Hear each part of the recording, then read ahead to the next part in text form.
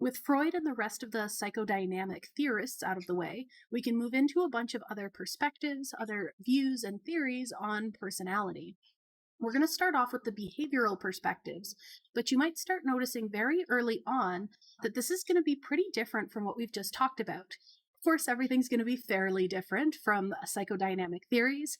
However, here we're going to get away from the idea of some kind of innate internal aspect to personality, because if you remember how our behavioral or behaviorists are going to think about things, they are all about our external environments and external actions, so nothing internal about it.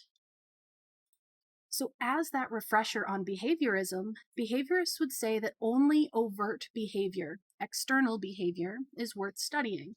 So we're going to focus on external forces and interactions with the external environment. So anything internal or innate is pretty much unimportant under any of these theories, though we will start adding some of that back with some of our later theories. And just as a reminder, we typically think of behaviorism and cognitive psychology as following along a very similar spectrum. And I typically talk about our cognitive behaviorism as somewhere in the middle, where we have some of those behaviorist tendencies focusing on those external forces, as well as some of our cognitive tendencies where we do acknowledge and care about internal thought processes. So we'll look a little bit at kind of all of these at some point throughout the process. Skinner is one of our sort of important behaviorists, one of our most well-known and radical of the behaviorists. And you might remember Skinner as related to operant conditioning, which is just a form of learning where the likelihood of someone engaging in a behavior is determined by the consequences of engaging in that behavior. So if doing action A gets you outcome A, you might be more likely to do action A if the outcome is something that you want or something that you enjoy, something that you desire in some way, shape, or form. So we become more likely to do things that lead to good outcomes, and we become less likely to do things that lead to bad outcomes. And so Skinner and other behaviorists would say that our personality is just a collection of these different response tendencies. This likelihood to engage in certain actions under certain conditions because they lead to certain desirable outcomes. So here, we're not really relying on anything internal or innate or individual specific. Now, our personality is entirely influenced by the environment and our own past experiences within that environment. So if we see stable behavior across time, it's actually a product of experiencing sort of that stability in the environment and the consequences of our interactions within that environment. So now it's not so much anything special about the individual, it's all about those external forces, which is why we're in that behaviorist category here. And so there are a couple of examples here on the slides that look at things like, okay, we can have our stimulus, our situation in which we are engaging in certain actions. So we have a large party where you know very few people. So there are a couple of different responses that you might engage in. So you might circulate and speak to people if they approach you first, or stick to the people you already know, or politely withdraw, or maybe leave as soon as somebody's back is turned. So these are all different possible responses, and your tendency to engage in each of these responses would be determined by that outcome. So maybe you leave at the first opportunity because you don't enjoy crowds, and leaving makes you feel relieved. It's a good outcome. So you're far more likely to run away as soon as you can, and you will continue to do so in the future because it makes you feel better. Whereas if you circulate and talk to people who approach you, and that's met with people who are interested in talking with you and leads to good conversations, you'd then be more likely to do that in the future.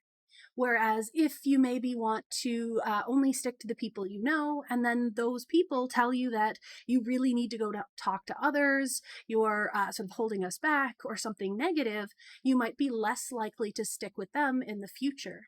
You might engage in different actions when this action doesn't yield beneficial results. So it's all about the responses we give, under a certain environment and certain situation that we're in, and then the outcome of those actions. And that can then influence our behavior in the future. And this was just another example, but I figured I'd include multiples, mainly because I find the visuals that go with some of these images, or sorry, the visuals that go with some of these figures are just entertaining. So our big take home from all of this is that Skinner says our personality is something that's continuously changing and developing as we gain experience, as we encounter things in our environment, and as we learn what the consequences of those actions are in that environment. So everything is explained externally. So here, now we have no focus on that internal, which some people will take lots of offense at, nothing about the unconscious, which is still internal, but it was also that key foothold for Freud and the related theories. And there's really no developmental component here either. It's something that is, this is the rule and it holds across all situations at all ages. So it's fairly general. And of course, not everyone's going to love this. And especially, we're going to start seeing that people who think about humans as social creatures who are full of free will and self-determination and clearly conscious thought, that all of that should be taken into consideration. So not everyone loves this theory. So we'll look at some others as well. So if we get into Bandura and his social cognitive theory, this is getting us a little bit closer to more of a cognitive behaviorist perspective. So Bandura is actually a Canadian from Alberta. And he's really famous for his research with the Bobo the Clown study. So if you've ever seen this one, it's a situation where children are able to watch adults engage with this clown doll, and the adults are aggressive, and the consequences of the adults being aggressive is either they get scolded for harming the doll, or they get praised for harming the doll, a good and a bad outcome. Children who watched the bad outcome happen are less likely to be aggressive to the doll than those who saw a good outcome. And so this is how he started to talk about his sort of social learning or vicarious conditioning, because that sounds an awful lot like operant conditioning, except the children didn't encounter the consequences of the actions themselves. They watched someone else do that. So they are experiencing vicariously through those adults that they observed, through a model that they could watch. So how does this differ from Skinner's theory and some of the other more extreme behaviorist perspectives? Well, first, I kind of want to get into why this movement happened. And the reason was around sort of the 1960s, plus or minus a bit, because this pops up every once in a while. There were a lot of people who had some issues with the idea of pure behaviorism. They really wanted to include that ideas that humans are thinking and feeling and conscious and very social creatures. So yes, learning can definitely play a role. However, they wanted to stress that there is so much more to it than just that. It was originally called the social learning theory, now social cognitive theory. Sometimes you'll see them used interchangeably, though, just in case you notice. So yeah, in comparison to Skinner's, now we're saying the learning is definitely a component, but humans are not passive, reactive participants. It's not that the environment changes and we automatically respond. It's more that we're going to go out and seek information. How do people react when I do this? What are the consequences of doing that? So we are active participants, and we're going to see that our environment influences our behavior, and we can also have our behavior influence our environment, something we'll call reciprocal determinism in just a moment. But we're not saying that the environment is the only force that immediately determines our behavior. We're looking at there being much, much more than that. So finally, we're starting to include some of those internal and unobservable cognitive events that the pure behaviorists were so against. So what did we mean by reciprocal determinism? This is just saying that we can have sort of our internal mental events, sort of person-specific things. We can have our environment on the external component, and we can have some overt behavior, the actions that we can engage in. They can all influence one another. So a person can have things like internal personality characteristics or cognitive processes, ways of thinking that are typical for them, that can then influence the likelihood of certain behaviors, but can also influence maybe what environments they seek, and so on and so forth. So these are all sort of interconnected, where one can influence the other and vice versa. And so that brings us back to that idea of observational learning. So now it's not just our own experiences can teach us things, but now observing others can teach us things too. And I mentioned that the thing that we watch, or the person that we watch, would be our model, the individual that we want to try and emulate. And then one more concept here for this social cognitive theory is looking at self-efficacy. And self-efficacy is that your beliefs about your own ability to perform a certain behavior, and whether that ability to perform the behavior leads to an expected outcome or not. So if you have high self-efficacy, it's probably the best way to explain it.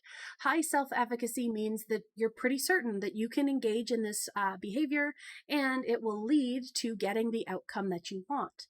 You might start feeling like this relates back to, say, some theories of motivation, if you've taken 104, where we look at sort of our expectations of what the outcome would be when we engage in certain actions, and if we're even capable of doing those actions to begin with.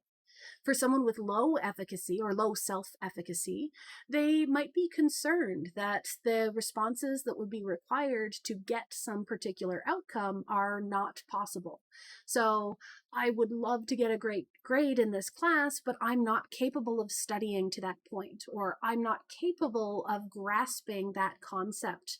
I couldn't pass the test. So you have low self-efficacy because you're questioning your abilities, and if you don't think you can carry out those responses, then you're not able to get that reinforcer, that outcome that you desire. So when we look at these determinations of are you high or low in self-efficacy, do you think that you can or can't perform that action, these determinations are very subjective, meaning that each person will filter their views of what they are and are not capable of through a whole bunch of internal processes. Things like, actually on the back here, things like, have I succeeded in the past? And if so, then that helps improve my self-efficacy. Have I seen other people succeed in the past? Might help. But we can also look at things like, I don't think highly of myself, which can lower your self-efficacy, or I have doubts. Even things like external forces can influence. So if somebody encourages you, they can increase your self-efficacy. But if they discourage you and tell you that you're not likely to succeed, that's going to reduce your self-efficacy belief. And even our sort of framing of internal states. So here they're talking about emotional arousal, which is just our level of being worked up, where high arousal could be something like being anxious or scared of an upcoming task. But we could also interpret that same kind of increased activity as enthusiasm or excitement. It's all about framing. So that leads us back to this idea of, yeah, it's subjective. It's something that each individual is going to have sort of slightly differently based on their own internal stuff and external stuff, but it's also specific to the task. So you might be much more confident in, say, your mathematical abilities than you are in your language proficiency or something like that. So all of this is fairly fluid depending on the person and the situation and the outcomes and all sorts of other things like that.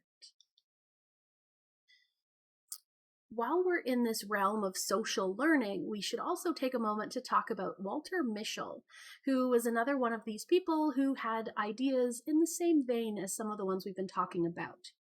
And so Mischel really wanted to focus not so much on, say, these internal processes, but maybe on how the situation govern those internal processes. So he's all about those external situations, the slight differences that we encounter in our environment. And this all comes from this idea of this consistency paradox, where basically consistency in human behavior is very low. People act inconsistently across time, even if the situation on the surface, or I guess the larger environment, seems the same. And so this idea says that, okay, yeah, the bigger picture, the larger environment might be the same, but some small aspect of this situation might be influencing the behavior that's coming about. So yeah, people are still making responses that would lead to reinforcement in that particular situation at hand, but we need to focus on a smaller scale rather than the environment as a whole. So that helps us explain this inconsistency in behavior. It helps explain why human behavior is so hard to predict. And the reason why we mention this is because it's kind of showing this internal debate within the field about, do we consider the person? Do we consider the situation? Do we consider the environment? And to what degree for all of the above in our drive to understand behavior? And different people have different priorities on what they think the main focus should be. And we don't necessarily say that any of these are more right or wrong than the other. They just are looking at different aspects of the situation we're trying to understand. And one more concept very quickly in this area is to look at Rotter's idea of the locus of control. And our locus of control is how much a person perceives an outcome as being contingent upon their own actions rather than on external external forces. So this is basically saying, do you think that your actions are leading to a particular outcome? Do you have the power to control what happens in your environment? So someone with an internal locus of control says that that power, that influence is within them. So events around them are under personal control. So they end up being fairly self-determined and have a sense of personal effectiveness. Basically, they feel like their decisions matter, that their actions matter, and that they can sort of intentionally do things that affect the world around them. Because of this, because they feel involved and connected and in control, they're going to be more likely to seek out information and become involved in situations because they have that feeling of importance. Whereas those with an external locus of control, they believe that external things like luck or chance or fate, or even someone else having the power over them, are what's driving sort of events in their environment. So luck and chance saying, well, my choices don't matter. Things are going to be down to maybe I have a good day or good luck. I'm going to get this job not because of my own merit, but because sort of a flip of a coin or something like that. And they might be less likely then to take to think that their own actions matter. That means that they're just going to go with the flow. They're not going to care as much because they don't feel like caring is worth anything because it can't change anything in the long run. This is also really important in situations where people have, say, supervisors or managers, and those managers don't necessarily listen to or respond to or react positively with their underlings. So those underlings might feel like, well, my behavior doesn't matter, my opinions don't matter, therefore it's completely out of my hands. Somebody else can take charge. I'm just going to follow along. I'm going to keep my head down, and I'm not going to strain myself because why bother? Individuals with an external locus of control end up being far less resistant to social pressures. So peer pressure. If somebody tells you to do something, you might as well do it. It doesn't matter what your decision would be otherwise. You're just going to follow others around you. So you're going to go along with what's expected. You're going to go along with what people tell you to do and feel a lot less in control of your own life. All right, so that's a bunch of different ideas and concepts and an amalgamation of kind of similar things. But when we get to our end, we do our evaluation. What was good? What was bad? And so here, um, the eventual inclusion of cognition and sort of internal thought processes and things that are unique to that person, that was a good step forward. Because yes, our environment can definitely influence our behavior, but we also want to consider what else might be involved.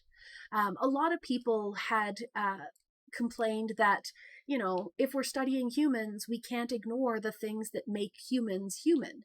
So we need to integrate some of those aspects. There are, of course, people who criticize this field at any level. Some people would say that focusing more on these thoughts and cognitive processes, and especially things that were taken to a more extreme point in our next grouping, are humanistic perspectives. So they'd say that that gets us too far from the fact that our environment is a huge part of how we behave and act over time. But others would say that maybe they didn't take it far enough, hence the humanistic perspectives. Um, One of the very common criticisms of anything in that behaviorist or cognitive behaviorist area is that they often rely on non-human models. So anything to do with Skinner is typically based on pigeons or rats in operant boxes. So a lot of this is not necessarily studied extensively on human participants, at least not at the beginning. So some people would look at that and say, that's not really a great way to try and describe why humans act the way that they do. We need something human specific instead. And so all of these might have their own sort of benefits to those critiques. But if we look at sort of how do these all compare, what's the point or what were we trying to get across here? We started with just external factors and we eventually got into internal factors as well. And all of these were kind of that stepping point to add more and more cognitive components. So while Skinner was all about the environment and the external, Bandura started introducing more of that social component where we can watch and learn from others, still having that learning from experience and learning from actions in our environment, but adding that extra complexity, that extra social and cognitive aspect. Then we get Mischel stressing those importance of situational factors. So not broad strokes environmental interpretations, but the specifics of the situation. And then we got into Rotter, who was all about how we think about our ability to accomplish certain outcomes. So belief in ourselves, or sorry, better to say, I had to scroll back and check on Rotter, but being that, there we go, that idea of our actions and the belief that our actions can lead to our outcome, or to lead to a desired thing that we want to accomplish. And so we have those individual differences being really important there too. So all of that kind of put together gives us at least a couple of different ways of looking at human personality. Though if we want human specific and only humans, we can get into our humanistic perspectives. And a lot of the times when we start talking humanistic perspectives, we're going to see the same two names pop up. And we're going to talk about Maslow and Rogers. And those are the two who are always the biggest in this field as sort of historical humanistic perspectives. And so we're not going to disappoint. And all of this came out of, again, disagreement with some of those earlier views and earlier theories. So our humanists really disliked our Freud perspectives or our psychodynamic perspectives. They also really disliked the behaviorist perspectives. So they wanted to focus instead on our conscious, not the unconscious, and they wanted to focus on those internal aspects instead of environmental aspects, and they wanted to really lean into what makes humans unique and special. What is it that makes you human? So they focus now on thought processes, creative potential, sort of striving for improvement or striving to achieve goals, and the process of self-actualization. And so, yeah, we're getting into freedom and freedom of thought and freedom of action. This idea of self-determination, where we really want to be able to know that our actions matter, that we can choose to do something, and we have that freedom to do that. And also striving for personal growth. People rarely like to do the same thing forever. We'd like that chance to grow and change. So, this is typically a very optimistic approach, and it was intended as a direct contrast to the pessimism associated with a lot of those psychodynamic theories, where it was all sort of deep, dark urges hidden in our unconscious. But here, very optimistic, lots of potential for growth and self improvement and things like that. And so sometimes this actually also gets lumped in with positive psychology, which is a much more recent sort of area of psychology, but it's all about sort of taking control of your life and feeling positive about yourself and having those thoughts of your actions mattering and you mattering and having freedom to make your own decisions. But yeah, so we're saying that people can overcome their biological urges. We're not just following our id. We're not just stuck within our unconscious. We are instead conscious and rational beings. Our thought processes, our intents are very, very important. And we also acknowledge that because we're looking at people and how they want to act and how they're sort of involving themselves in their environment, we have to acknowledge that we have that subjective view of our environment around us as well as of ourselves.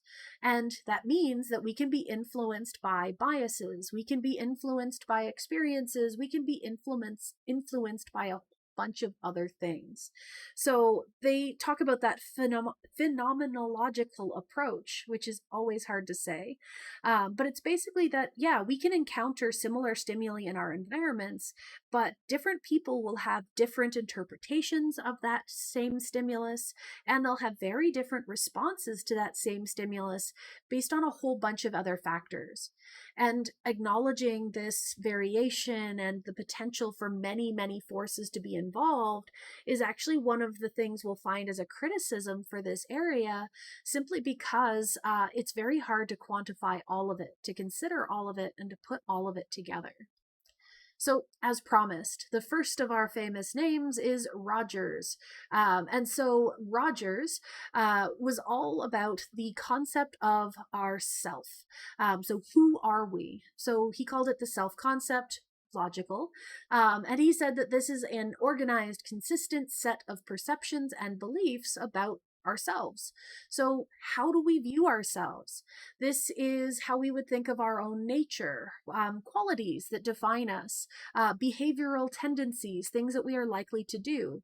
So, I always think back to at the beginning of every semester when I do my slides of here's who I am as an academic, but here's who I am as a person outside of school. That would be a subset of my self concept. Here's how I view myself. It might help you understand how I think I behave. This may or may not be accurate, simply because we have a tendency to want to see ourselves in a positive light, which we'll spend some time on in a few slides. But we can still see lots of those potentials for bias. And sort of one interesting concept here is this Dunning-Kruger effect. And this is an effect that occurs when an individual's lack of knowledge or lack of competency or skill in a particular area actually ends up causing them to overestimate their own competence. So these are those people who think they know everything about a topic. However, they really don't. But they might not know enough about that field to understand that they don't know about that field. So their lack of knowledge ends up leading them to be more confident than they should be because they don't know what they don't know. There's also another side of this where some individuals will actually end up overestimating what other people can do because their own skill set, their own abilities are so high. So I always think of, I had a professor for one of my statistics courses, and for him, statistics was his passion. He loved it. And for him, it was all logic. It was all like easy and things connected in the way that his brain worked. And so when he was teaching, he accidentally assumed often that everything just connected for us without the need for further explanation. So his abilities and his sort of, oh, this is so easy, led him to overestimate what we were capable of because his own experience is so far removed from what ours was. So that leads to maybe spending a lot of time with the TA to say, okay, can you please teach us the basics so that we can catch up to what the lectures are covering? So that effect works in both directions. But back to our self-concept. Once we establish our self-concept, we actually have a tendency to maintain it. And that's partially because we don't like to think that how we thought of ourselves, and usually that positive way of thinking of ourselves, might actually be wrong. So once we have it, we actually have ways to distort our perceptions to try and maintain it. So that idea of trying to maintain it gets us into this idea of self-consistency, where we want matching among components of our self-concept. So in our big picture, when we look at everything as a whole, all of the bits and pieces that make up who we think that we are, we would like all of those to be in the same sort of vein. So if I think that I am a kind person, I might also think that people have a tendency to like me. And I might also think that I am good at conversation, and all of those kind of go together. So you wouldn't want contrasting concepts. And of course, this can cause some tension if we end up having some issues where some components say that we're one thing and some other components say we're something else. Trying to think of a good example for this. Oh, a fantastic one, personal experience. So I was always very shy. I didn't like to talk to people. I didn't like to talk in front of groups. I used to cry in class before I had to give presentations, which stands very far from what I do now, which is lecture in front of hundreds of students on a regular basis. And for a long time, I continued to think of myself as shy. However, going through grad school and meeting more people and being more extroverted in the right conditions and teaching in large groups led to me having to make sort of this reevaluation of, oh, I thought I was shy. However, I'm also a good public speaker. Some days. I'm also fairly social in these conditions. And so I had this mismatch and had to maybe make some changes to achieve self-consistency. We can also then look at our concepts of congruence and incongruence, where congruence talks about consistency between our self-concept and our experience. So this is another one of those where we're just saying over and over again, we want consistency. We want stuff to match. We want stuff to be the same. We want things to all go together. So in congruence, we'd say, oh, I am a shy individual, and when talking in front of a group, I didn't say anything or I didn't draw attention to myself. But incongruence is that disparity between self-concept and experience. So I thought I was shy. However, I enjoyed doing something that drew attention to myself. So in that incongruence, I can sort of have to make an adjustment. So we can call that incongruence a threat, where these things don't match. My identity is now in question. So that leads to anxiety. And in response to the anxiety, someone could modify their self-concept to match experience. I no longer think of myself as shy in most conditions, or they might distort reality to match self-concept. Oh, well, teaching doesn't count as sort of social speaking or being outgoing or anything like that, so my self-concept is intact. I've adjusted something to make it seem like it matches. And of course, that distortion might not be the healthiest approach because we're introducing sort of intentional bias in our own self-image. We also see self-verification when we look at stuff like this. And this is just that we're pushed to try and confirm our self-concept. So not only do we like that consistency, we want to be regularly reminded about that reminded about that consistency. So if you think of yourself as a kind person, you might be more likely to engage in actions that are perceived as kind, and then maybe look for people thanking you or telling you how kind you are, or things like that. can actually lead us to seek out self-confirming relationships where you want to be around people who tell you that you're kind often, people that verify that you are who you think that you are. And when we look at research, we actually have much better recall for descriptions that are consistent with our own self-concept. So if you interact with a group of people and those people are told to make a list of qualities that apply to you, and then you ask the person who did the interacting or participant to say, oh, of these lists, which of those concepts do you remember? They really only focus in on the ones that match how they would describe themselves.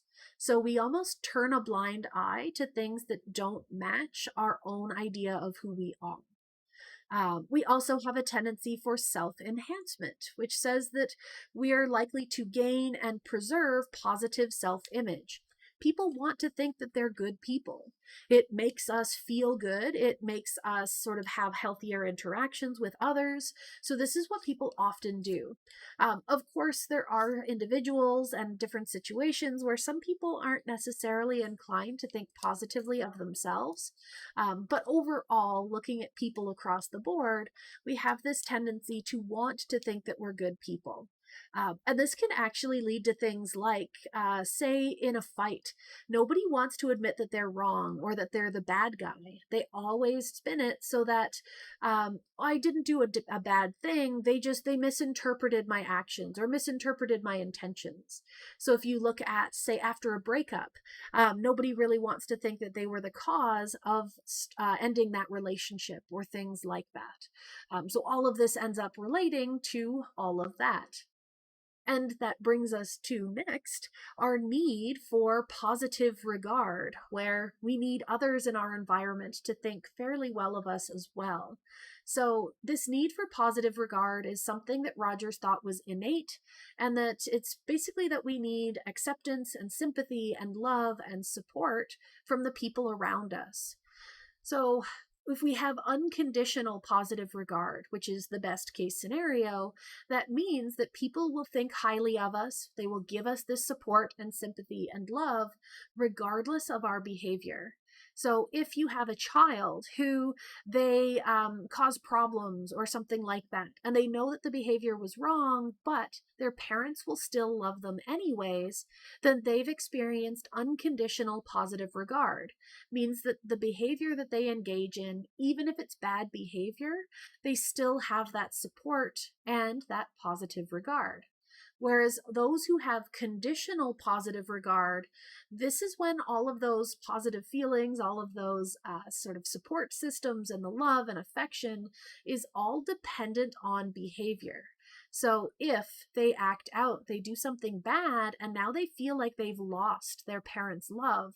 Now they've been told that they're a disappointment and that they aren't sort of part of the family or aren't supported by the family, then they're going to start realizing that, okay, I don't matter unless I follow the rules or unless I engage in behavior that these individuals value. So that creates those conditions of worth, those I don't matter unless. So those are the conditions, and you learn those through people, say, removing their positive regard depending on your behavior.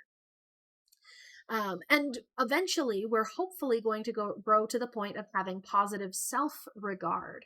And this is when we start feeling positive about who we are. We feel understood and valued and part of our group, part of our social environment, and that gives us freedom to grow. So if we know that we're supported and we feel good and think highly of ourselves and our identity and who we are and how we view ourselves, then we're more likely to be open to trying new things, encountering new things, taking chances, because our value, who we are as a person, isn't contingent upon any kind of behavior. Who we are isn't negated by our actions. And this leads to what Rogers wanted, that is, people would become fully functioning persons, meaning that they are self-determined, they have this sense of inner freedom, they accept both their inner and outer experiences as they are, with minimal distortions, minimal trying to account for conditions or things like that, sort of more of a healthy, holistic view of who you are and how you are. And of course, not everyone would reach this. It's meant to be sort of a stage theory type thing where you progress through all of them. But this is just saying, here are some of the possibilities, and here are what drives people. And therefore, here's what would motivate people's behavior over time. So still not quite getting us back to sort of the larger picture of personality and what makes us act the way that we act consistently over time based on some internal factor. But again, a slightly different perspective that we can add to some of the other ones we have in our back pocket now. So, all right, that was a lot about Rogers, but next we have our discussion about Maslow. And of course, if you recognize Maslow's name, you know that it's all about his hierarchy of needs and this idea that humans are all striving towards self-actualization. Now, self-actualization is kind of a vague concept. So he called it the total realization of one's human potential, which is basically the fact that humans have this need to achieve something, to become something, and it's going to be our highest expression of human nature, and it's going to be us becoming the best human that we can be, which doesn't necessarily clear up exactly what self-actualization is. It's more of this sort of advancement of the self based on whatever it is that we think makes someone human or someone the best human. So we'll see that lack of concrete definition and lack of solidity in that concept is one of the biggest criticisms of this theory. But ignoring that for the moment, if we focus on the theory itself and how it works, Maslow was all about two different categories of needs. So we have our deficiency needs, and these are things that if we don't have them, we are going to have a negative impact on our physical and social survival. So this is saying that humans are social creatures, but also physical creatures. We need safety and food and water and shelter, but also a support system, a community to exist in.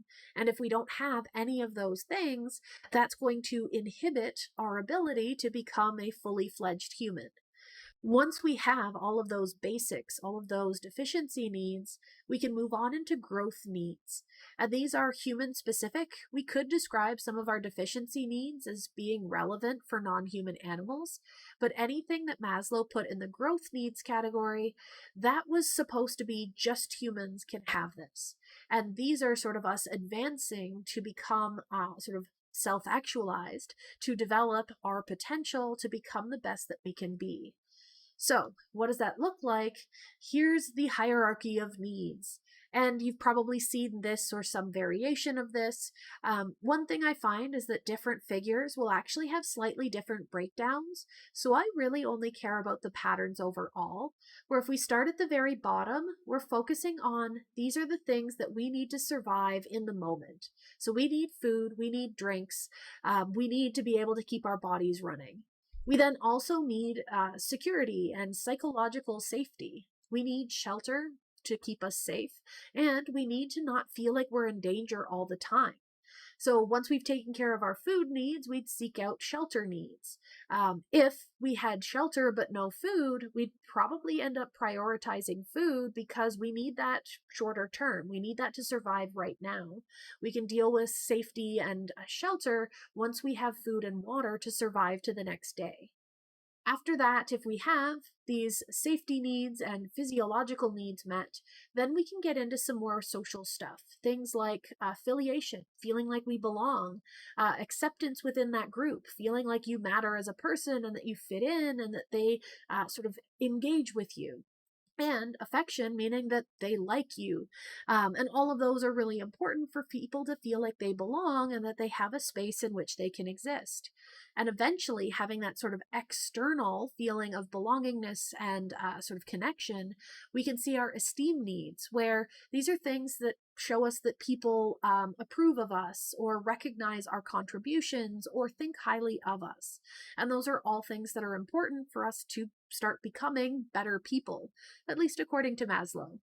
And then we can get into more of our growth needs, things like cognitive needs being, let's seek out knowledge. Let's have this ability to learn and grow and change and be interested in the things that matter to us. We can also get into aesthetic needs, basically the want to surround yourself by things that are pretty, that make you happy, things that matter to you.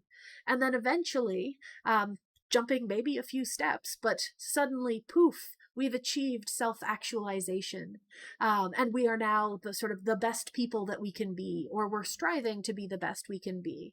And the way that this works is, so we progress if we hit all of these lower boxes. So if we meet these things, we can focus on these next. But we also see regression if a lower need is not met. So like I had said, if we have safety and shelter, but we don't have food, we might prioritize food. So we regress to that lower level in order to make sure we meet those needs before progressing again. Now, in practice, we have a lot of situations where people will actually satisfy some of those lower needs in order to achieve higher levels. So dieting is a huge one where people will choose to forego food in order to achieve beauty or meeting certain aesthetic standards. And so those kinds of situations are times where people have violated what Maslow thought was sort of this inherent human ability or inherent human drive, I suppose is a better way to say it. And this diagram I thought was really interesting to include because I've always struggled with this concept of self-actualizing and what does it mean to actually be self-actualizing? And so one of my texts has listed all of these as characteristics of self-actualizing people. And I won't read all of them because you have them on the slide here, but I find it funny to look at some of these. But self-actualizing people can actually have this sort of ability to separate themselves from others and need privacy because maybe they don't have to share everything. Maybe they're comfortable on their own, but maybe they also are able to then take that time for themselves. We can see that they have strong friendships but are limited in number. So they've taken that time to make quality friendships with people who matter to them rather than a bunch of superficial friendships, showing that they sort of know what they want and they know who they click with. So they are sort of self-fulfilled that way. Spontaneity and simplicity and naturalness, this is being comfortable to be who you are. And you are okay with sort of going out and doing things that matter to you. You're not sort of being complicated or seeking complications because you're just content. You are happy with who you are and where you are, and so on and so forth. Um, this list honestly doesn't do a whole heck of a lot to clear up exactly what self-actualization is. However, I figure it's at least worth mentioning that these are some things that have been linked to it through this particular theory. And so that brings us to our critical evaluation of our humanistic theories. We've already focused a lot on the fact that self-actualization and sort of that striving to improve yourself is really, really vague. It's also pretty much impossible to study because how do you define and measure and quantify a tendency to self-actualize? How do you quantify when someone has reached that point or not? We also have a very, very heavy reliance on self-report, where it's a lot of just asking people what they think or what they feel, which A, can be hard to quantify and analyze, but B, can also be subject to a lot of those biases of how people view themselves and their environment and others and all of those other things. It has definitely been carried forward, though, where whenever we talk about Rogers, it's actually Rogers who's responsible for how we see therapy nowadays. Rogers was the proponent of what we call human-centered or client-centered therapy, which basically was that contrast to Freud and his desire to have the therapist in charge and picking apart the client's mind and knowing everything about them and telling them what to do and how to do it. Whereas Rogers was all about meeting on an equal footing. Client and therapist were going to be connecting and talking and sharing in an open environment where they felt supported and heard. And so the client could feel comfortable sharing their own experiences, their own thoughts and beliefs. And the role of the therapist was really just to get them thinking in a way that maybe would help them remove some of their biases or distortions or things like that. And they could point out maybe some discrepancies between our perceived and ideal self, and maybe let people realize that, hey, here's what you're striving for, and here's where you think you're at, or here's where you actually are at. How can we advance you beyond that point? And honestly, the idea of having that self-image and those goals and ways of thinking about what you want and who you are and how that affects what you want, that was kind of another level that needed to be added, or at least could be beneficial to be added on top of the other theories that we've talked about so far.